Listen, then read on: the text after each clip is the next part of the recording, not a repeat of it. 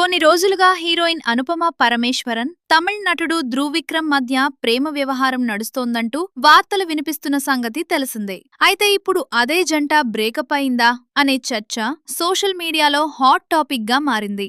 దీనికి కారణం అనుపమ తాజాగా తన ఇన్స్టాగ్రామ్లో చేసిన ఎమోషనల్ పోస్ట్. చివరికి నా మనశ్శాంతి కోసం కొన్ని డెడ్ ఎండ్స్ ను వదిలేయాల్సి వచ్చింది. కొన్ని బంధాలను ముగించిన తర్వాతే నిజమైన ప్రశాంతత దొరుకుతుంది. ఈరోజు ఆ ప్రశాంతత నాకు దక్కింది అంటూ పోస్ట్ చేసింది. అంతేకాదు, ఇకపై నాకు అనిపించినదే మాట్లాడతాను, దానికి ఎవరి అనుమతి అవసరం లేదు, ఎలాంటి భయాలు కూడా లేవు అంటూ మరో ఆసక్తికర వ్యాఖ్య చేసింది.